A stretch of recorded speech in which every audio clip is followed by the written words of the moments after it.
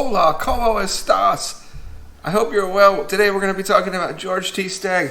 This is the best bourbon I have ever drank in my life. Really by far. It is the 22 George T. Stagg coming in at a whopping 69.35%. This is an amazing pour. I'm almost finished with my second bottle I've completed through my life. I have two unopened bottles that I paid quite a bit for on secondary, and I don't know when I'm going to open them. Maybe I'll do it for a special occasion. Oh my god, that's incredible. The nose on this 22 is just absolutely insane. The palate on it is also absolutely insane. So the title of this video is George T. Stagg is the gold standard for bourbons. As far as limited release, specialty, legacy bourbons, gold standard is George T. Stagg. This is an incredible bottle, you guys.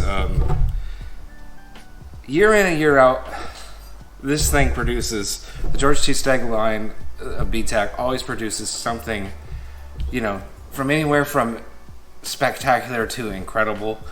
And if you were a betting guy, if I was a betting guy, and I had to choose, I take all the best bourbons for the year, I don't know, Stagg, WOW, King of Kentucky, Coy Hill, your top 5 or 6, whatever, maybe a Parker's or a Hand Russell. Your safest bet is to bet that this is going to be the best bourbon released within that year. Probably this or WLW. I think George T. Stagg is the gold standard because it's not a weeder, so it's a little bit different category, the weed it is. And WOW is very difficult to get a hold of. It's even more rare than George T. Stagg. And I think on secondary markets, it goes for, $1,300, $1,400, whereas these go for something more, reasonable, like $700. So, WOW goes for like twice the price of Stagg often. So this is what every distiller should be aiming for, right? This is Michael Jordan. This is Wayne Gretzky. This is Babe Ruth. This is Muhammad Ali. This is it. This is the king. This is the king.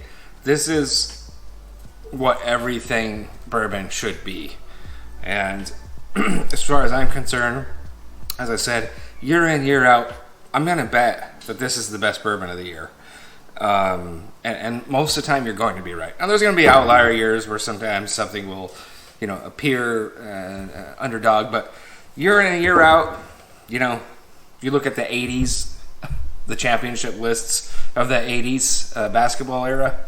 If you were to bet the Lakers or the Celtics are going to win, well, you'd be accurate like 80% of the time. Same thing here. George T. Stagg is just the king, and there's really nothing like it in terms of flavor profile.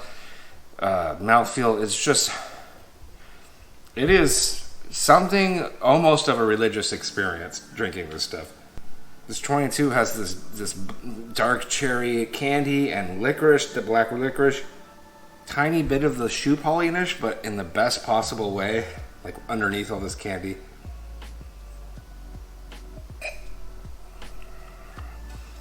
This incredible punch on the palate of, that's hot, cherry, candy, and yummy black licorice dancing with each other, some spices, a finish that goes on for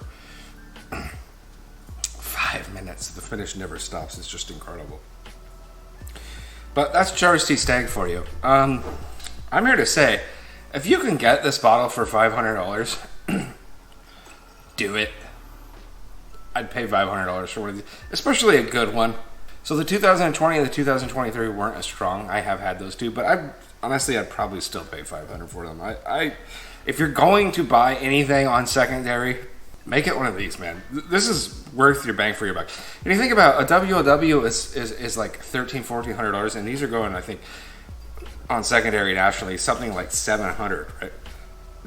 That's an incredible value. George T. Stagg at secondary, I know this sounds crazy, at $700, is a pretty darn good deal. If you look at things like Van Winkle products that go for thousands of dollars. Yeah, WOW going for $1,400. The fact that you can get a GTS for $700, it's kind of mind-boggling in my opinion. I think it's undervalued and underrated, as crazy as that sounds, because George T. Stagg is so heralded and so sought after and so beloved. But I don't know, man. I actually think George T. Stagg's underrated.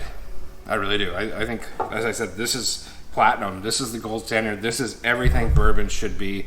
This is what every distillery should be gunning toward. This should be what they're trying to eclipse in terms of quality. This is just the GOAT, man. This is just the GOAT. So if you can get your hands on this stuff, like I said, $500 is not a big deal, in my opinion. Buy it. If you've never had it, buy it. Obviously, if you get one on MSRP, buy it and brag to all your friends and post online and tell everybody how amazing you are, because if you can find these at MSRP, really good on you. I hope you enjoyed this episode. Bourbon Forage Fishing. Just wanted to reiterate, this is the gold standard. This is the GOAT. This is the one, right? This is the one. Take care of yourself.